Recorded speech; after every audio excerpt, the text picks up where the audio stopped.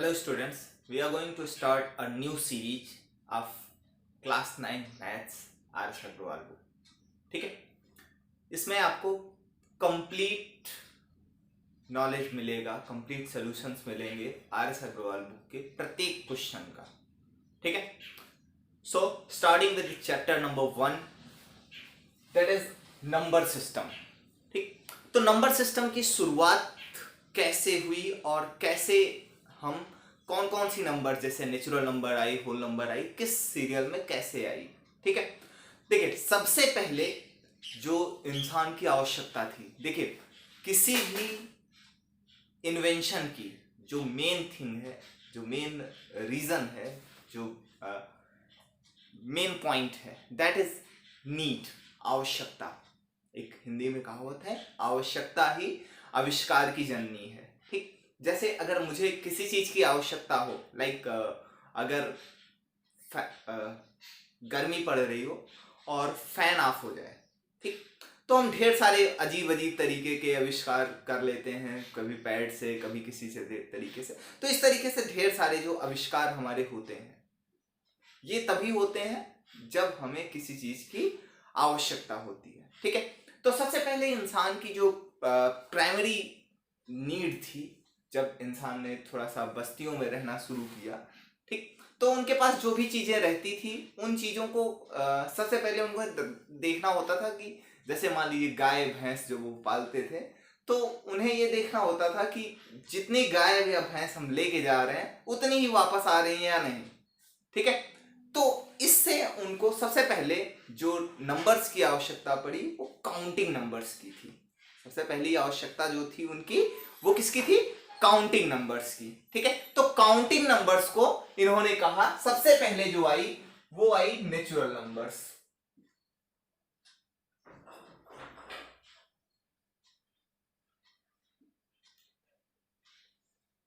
सबसे पहले जो आई वो आई नेचुरल नंबर्स। ठीक, तो नेचुरल नंबर्स क्या थी? The counting numbers. Counting numbers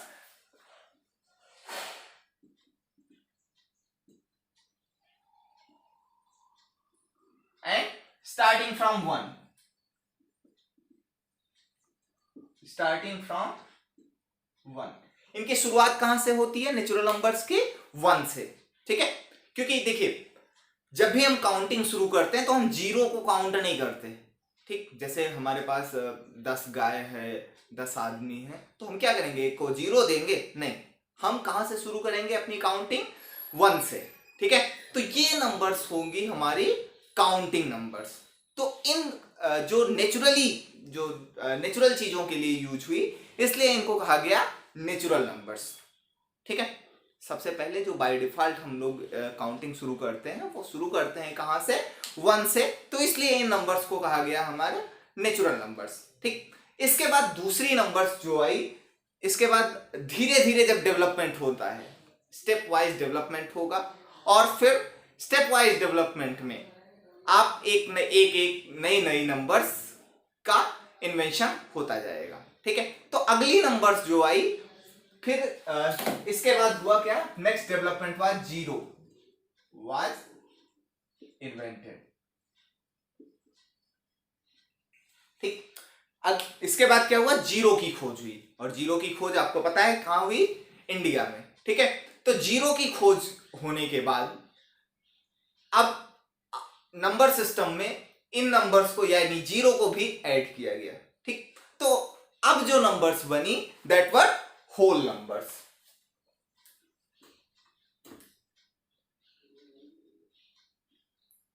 whole numbers, तो यहां पे zero plus natural numbers.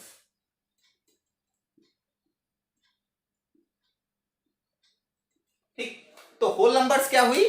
Zero और नेचुरल नंबर्स। नेचुरल नंबर्स के साथ अगर हम जीरो को इंक्लूड कर दें तो वो जो सेट बनेगा वो क्या कहलाएगा? हमारा होल नंबर्स।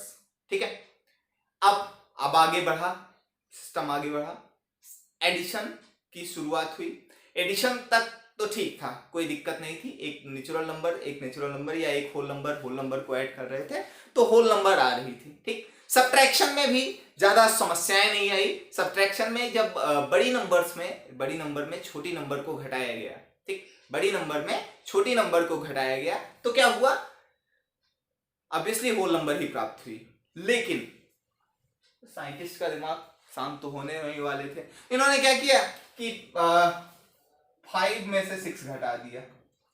अब बताओ, फंस गया मामला। ये नंबर तो थी ही नहीं, 5 में से 6 को घटाने के बाद ये नंबर तो थी ही नहीं, ठीक। अब यहां पे आ गई ये निगेटिव नंबर -1, ठीक, ये आ गया -1, तो ये नंबर तो हमारे अभी सिस्टम में थी ही नहीं। तो अब क्या करना पड़ा, सिस्टम को अपडेट करना पड़ा, फिर से सिस्टम को अपडेट करेंगे, अब इन नंबर्स को भी इंक्लूड करेंगे। अब क्या हुआ, जब ये निगेटिव नंबर्स भी इंक्लूड हो गई, अब जब ये निगेटिव नंबर्स भी इंक्लूड हो गई तो ये कहलाए integers. Next was integers.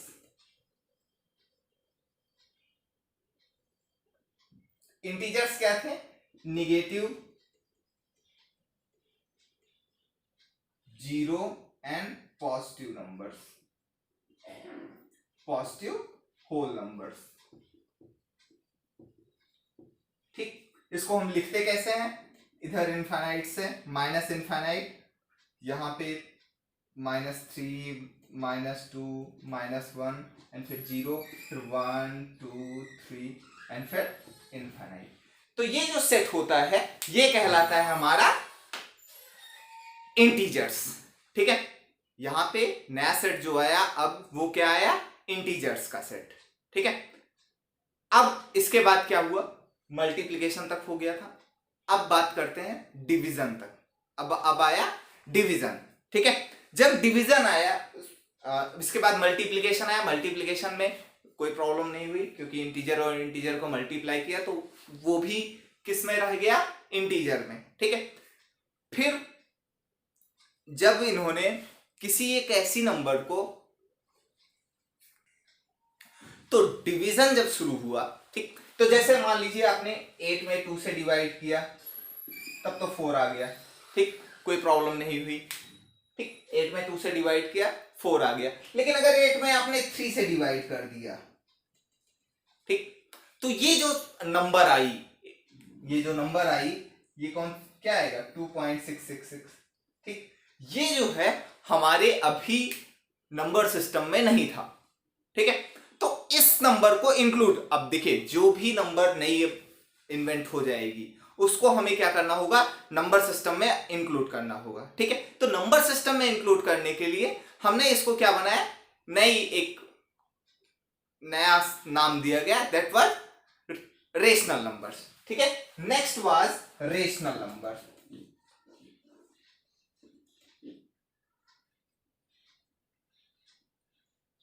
So next set was rational number.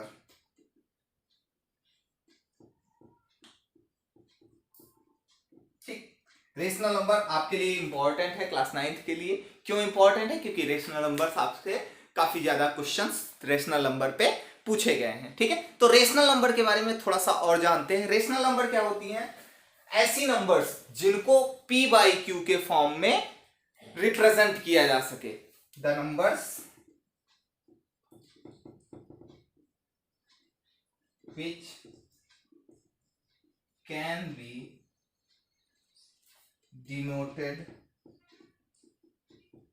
in the form of p by q where both p and q are integers and q is not equal to 0, ठीक। p by q के form में represent किया जा सके। Integers क्या, sorry, rational numbers क्या होते हैं, ऐसी नंबर्स जिन्हें p by q के फॉर्म में रिप्रेजेंट किया जा सके, p by q के फॉर्म में रिप्रेजेंट किया जा सके, जहां p और q दोनों इंटीजर्स हों, ठीक। अगर दोनों में से कोई एक भी इंटीजर नहीं हुआ तो वो रेशनल नंबर नहीं कहलाएगी, ठीक है। p और q दोनों अगर इंटीजर्स हैं ठीक, जैसे √2 ये रेशनल नंबर नहीं होती, क्यों? क्योंकि √2 इज नॉट एन इंटीजर। ठीक है, वो हम आगे प्रूफ भी पढ़ेंगे। तो यहां से आ गई आपकी रेशनल नंबर। अब अगली आई इसी के साथ साथ थोड़ा सा, जब स्क्वायर रूट का इन्वेंशन हुआ तो एक नंबर नहीं आई, इरेशनल नंबर। ठीक, कुछ ऐसी नंबर्स थी जिनका स्क्वायर रूट निकल जा रहा था, कुछ ऐसी नंबर्स थी जिनका स्क्वायर रूट नहीं निकल रहा था, तो वो नंबर्स जो हैं वो आई इरेशनल नंबर्स। तो स्क्वायर रूट के इन्वेंशन के बाद एक नई नंबर इंक्लूड की गई, दैट वाज इरेशनल नंबर। ठीक है, next was irrational number.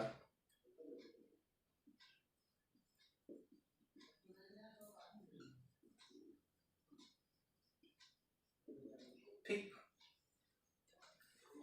Irrational numbers में की डिफिनीशन, ठीक, इंपॉर्टेंट है आपके लिए। सो नेक्स्ट डिफिनीशन आपकी आती है इरेशनल नंबर। ठीक, इरेशनल नंबर क्या होती है? पहली बात तो यहां से रेशनल, जो रेशनल नहीं होगी वो इरेशनल होगी। p बाई क्यू, अगर p और q दोनों इंटीजर्स नहीं है, अगर p और q दोनों इंटीजर्स नहीं है तो वो नंबर क्या हो जाएगी? Irrational number. ठीक है, एक और डिफिनीशन है कि अगर p बाई क्यू के फॉर्म में कोई एक नंबर है, ठीक, उसे रिकरिंग या टर्मिनेटिंग, रिकरिंग या रिपीटिंग, रिकरिंग डेसिमल और रिपीटिंग डेसिमल दो तरह के डेसिमल होते हैं, रिकरिंग और रिपीटिंग। ठीक, रिकरिंग और रिपीटिंग क्या होते हैं? जैसे कभी कभी आप जब डिवाइड करिए, जैसे 1/3 करिए, ठीक, तो क्या आता है? 0.333। इस तरीके से कोई एक नंबर बार बार रिपीट करती है, तो ऐसे डेसिमल को हम कहते हैं, this one is called recurring decimal, this one is called recurring. ठीक है, रिपीटिंग क्या होता है? अगर कोई सेट ऑफ नंबर्स, कभी कभी जब आप डिवाइड करते हैं तो क्या होता है, जैसे 28 पॉइंट के बाद ऐसे इस तरीके से रिपीट होता है, तो इस डेसिमल को हम क्या कहते हैं? रिपीटिंग। इसको हम क्या कहते हैं? रिपीटिंग। ठीक है, ये रिकरिंग है, ये रिपीटिंग है। ठीक, तो इरेशनल नंबर की डिफिनीशन क्या हो जाएगी? The numbers which when expressed in decimal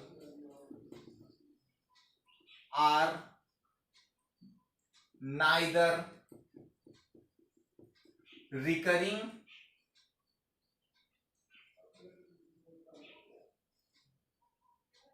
nor repeating। ना तो रिकरिंग हो ना रिपीटिंग हो, ना तो रिकरिंग हो ना रिपीटिंग हो, आर कॉल्ड इरेशनल।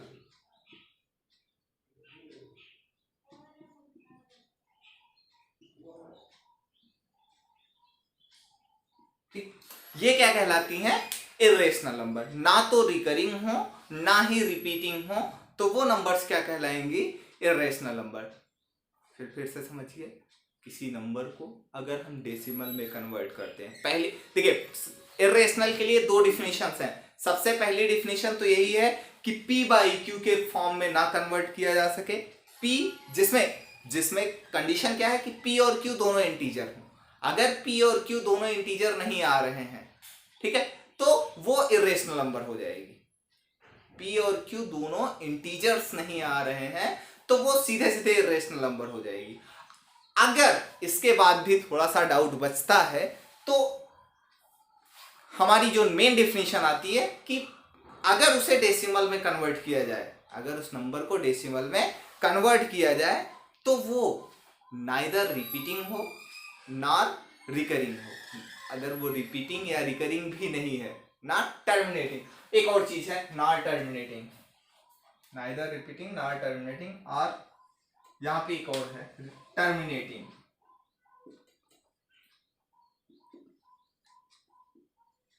ठीक, टर्मिनेटिंग भी ना हो, अगर वो टर्मिनेटिंग भी ना हो तब वो क्या कहलाएगी?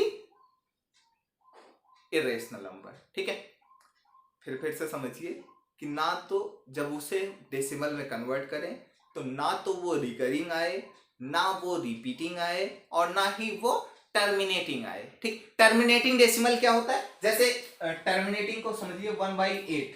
ठीक, तो यहां से कितना हो जाएगा 0.125, ये कट गया, ये पूरा कट गया, तो ये डेसिमल क्या कहलाता है, हमारा terminating decimal.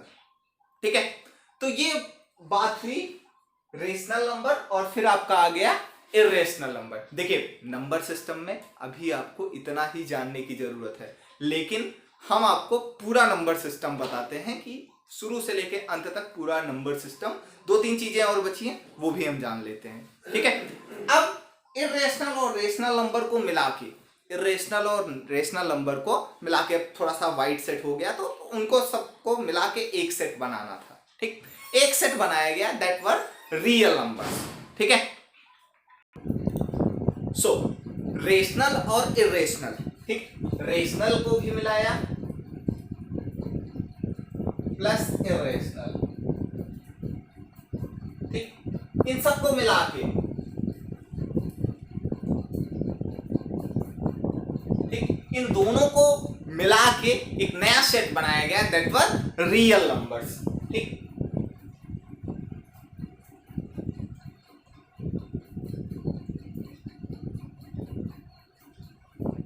That were real numbers. ठीक है, तो रेशनल और इर्रेशनल को मिला के नया सेट बना, that were real numbers. So next thing was real numbers. ठीक, रियल नंबर्स में आपकी क्या थी, रेशनल नंबर भी इंक्लूडेड थी, ठीक, और इर्रेशनल नंबर भी इंक्लूडेड थी। ठीक, अब तक सब कुछ सही चल रहा था। फिर एक नंबर और आ गई, इमेजनरी नंबर। इमेजनरी नंबर कैसे आई, जैसे मान लीजिए अगर आप रियल नंबर्स में, अगर आपको रियल नंबर्स पता करना है कि रियल है या नहीं, ठीक, तो आपको कैसे सॉल्व करेंगे, तो रियल नंबर्स क्या होती हैं, जिन्हें हम नंबर लाइन पे रिप्रेजेंट कर सकते हैं, वो नंबर्स क्या कहलाती हैं, रियल नंबर्स। ठीक है, अब इसके बाद क्या हुआ, कुछ जब क्वाड्रेटिक इक्वेशंस आए, तो कुछ ऐसे इक्वेशंस भी आए जिसका सॉल्यूशन नहीं निकल रहा था, जिसका सॉल्यूशन नहीं निकल रहा था। जैसे कुछ इस इक्वेशन में अभी आप पढ़ेंगे -3 आ गया, मान लीजिए -4 ही आ गया। ठीक, तो माइनस की नंबर्स का स्क्वायर रूट निकालना पॉसिबल नहीं है, माइनस की नंबर का, निगेटिव नंबर्स का स्क्वायर रूट निकालना पॉसिबल नहीं है। सो क्या हुआ, अब ये नंबर्स रिप्रेजेंट नहीं की जा सकती थी, या ये रियल नंबर्स नहीं थी। ठीक, तो इनको इंक्लूड करने के लिए एक नई नंबर इंक्लूड की गई, इमेजनरी नंबर।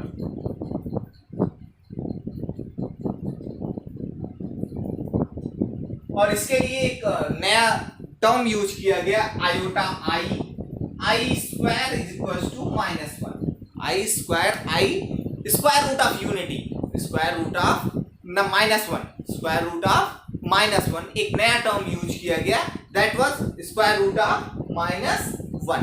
ठीक है, तो ये इंक्लूड करने के बाद हमारा नया सिस्टम जो बना, दैट वाज इमेजनरी नंबर्स। तो ये हुआ। अब रियल और इमेजनरी फिर से 2 हो गया, करना क्या था, एक करना था, तो इन दोनों को इंक्लूड करते हुए एक नई नंबर, नया सेट बनाया गया, that was complex number. Complex number, इसमें हम क्या लिखते हैं, a प्लस आई बी के फॉर्म में।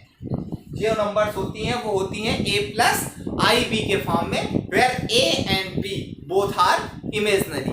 ये प्योरली रियल भी हो सकता है, प्योरली इमेजनरी भी हो सकता है, डिपेंडिंग ऑन कंडीशन। कैसे, मान लीजिए अगर a 0 हो जाए तो i भी बचेगा, ये प्योरली इमेजनरी हो गया। अगर b 0 हो जाए तो ये प्योरली रियल बनेगा।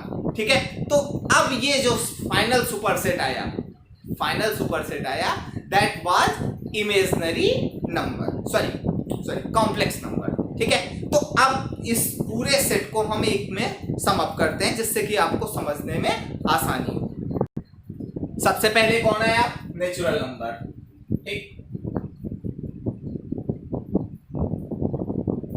इसके बाद कौन आया, होल नंबर्स।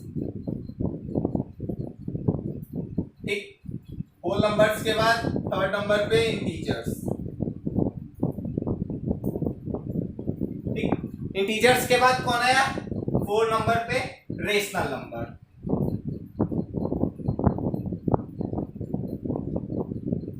इसके बाद कौन? इसी रेशनल वाले ग्रुप में ही कौन था? इरेशनल।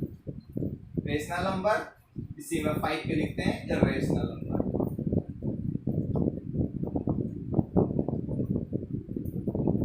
ठीक, इन दोनों को मिला के, इन दोनों को मिला के हमारा क्या बना?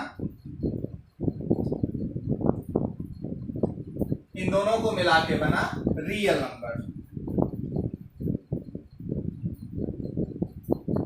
ठीक, इसी रियल नंबर्स के साथ एक और चीज आई, इमेजिनरी नंबर।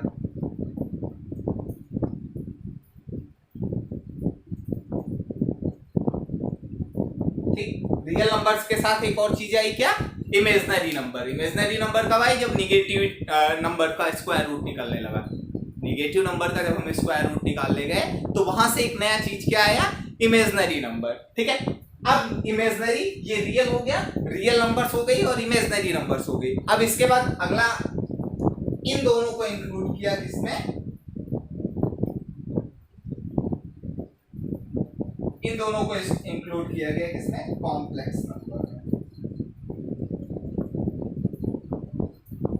ठीक, तो सबसे बड़ा सुपर सेट जो हमारे पास अभी है, सबसे बड़ा सेट वो है कॉम्प्लेक्स नंबर। ठीक है, तो ये बात हुई पूरा आपके नंबर सिस्टम की। ठीक, अब जो भी आपके लिए इंपॉर्टेंट है, ठीक, क्लास 9th के लिए,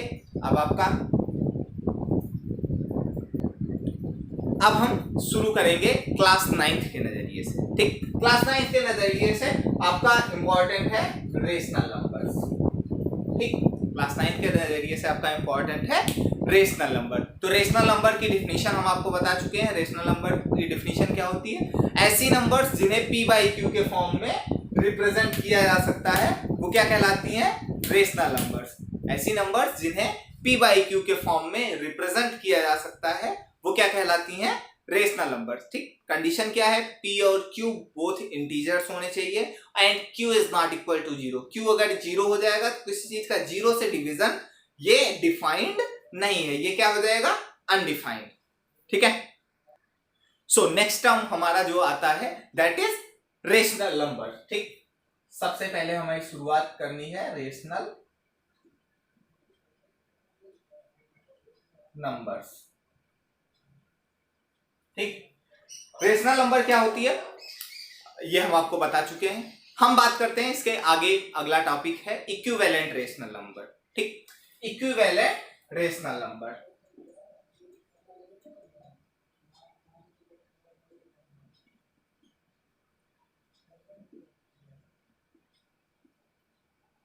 ठीक,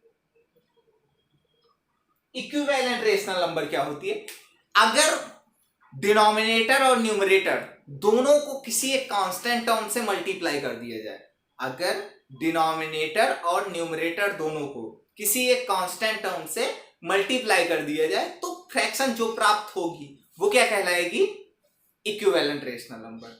जाहिर सी बात है, अगर हम मल्टीप्लाई कर सकते हैं तो डिवाइड भी कर सकते हैं। तो अगर किसी फ्रैक्शन के न्यूमरेटर और डिनोमिनेटर को एक किसी पर्टिकुलर नंबर से डिवाइड कर दिया जाए, अगर डिविजिबल है, तो भी क्या मिलेगी हमें? Equivalent rational number. ठीक है, तो इसका डिफिनीशन क्या हो जाएगा? If both numerator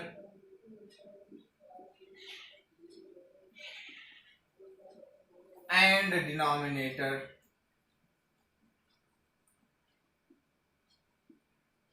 are multiplied by a particular number, then the rational number thus obtained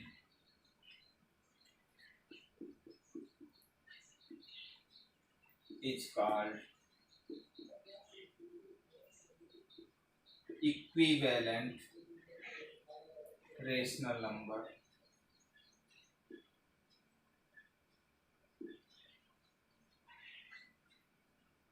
of the first। ठीक, जो पहले गिवन थी उसकी क्या कहलाएगी? Equivalent rational number. जैसे मान लीजिए a बाई बी कोई एक रेशनल नंबर दी थी, आपने क्या किया? AP बाई BP कर दिया। ठीक, AP बाई BP कर दिया, तो ये क्या कहलाएगी? Equivalent rational number. ठीक है, ये क्या कहलाएगी? Equivalent rational number. आपने क्या किया? P से एक कांस्टेंट टर्म से दोनों न्यूमरेटर को, देखिए सेम से मल्टीप्लाई करना है, ऐसा नहीं कि ऊपर P से मल्टीप्लाई करके नीचे Q से मल्टीप्लाई कर दो और उसके बाद बता दो रेशनल नंबर इक्विवेलेंट है। नहीं, इक्विवेलेंट तब होगी जब हम सेम नंबर से डिनोमिनेटर और न्यूमरेटर दोनों को मल्टीप्लाई करेंगे। सेम नंबर से डिनोमिनेटर और न्यूमरेटर दोनों को मल्टीप्लाई करेंगे, तब ये कहलाएगी इक्विवेलेंट रेशनल नंबर। ठीक है, अब नेक्स्ट टर्म आता है सिंपलेस्ट फॉर्म। सिंपलेस्ट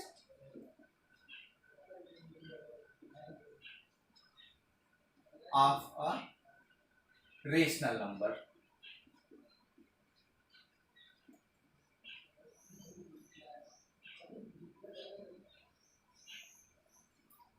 ठीक, रेशनल नंबर का सिंपलेस्ट फॉर्म क्या होता है? सिंपलेस्ट फॉर्म में क्या होता है? जैसे कोई रेशनल नंबर है तो उसे हम कैसे रिप्रेजेंट करते हैं? P बाई Q के फॉर्म में। ठीक, तो अगर P बाई Q में, P और Q में कोई भी कॉमन फैक्टर ना हो, कोई भी कॉमन फैक्टर ना हो, ठीक, if P and Q both have no common factor,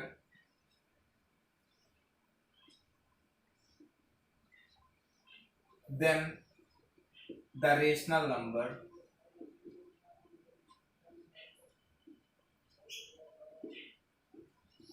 P by Q is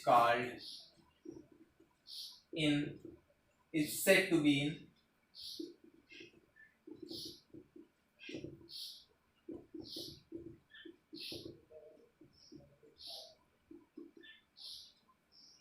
ठीक, इसको एक और तरीके से लिख सकते हैं, HCF P and Q if then P by Q is in simplest form। ठीक, ये दूसरा तरीका है।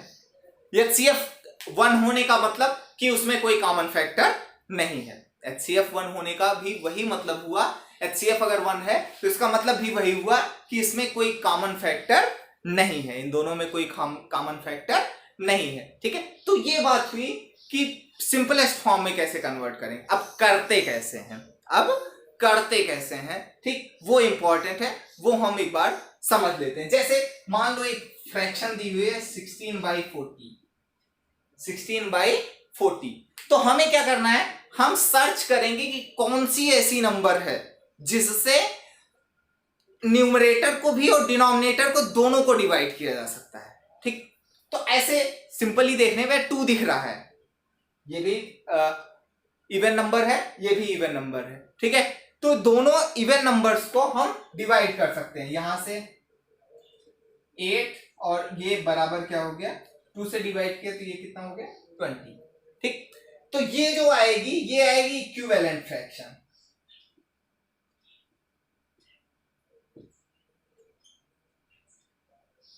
ये जो आई ये क्या कहलाती है?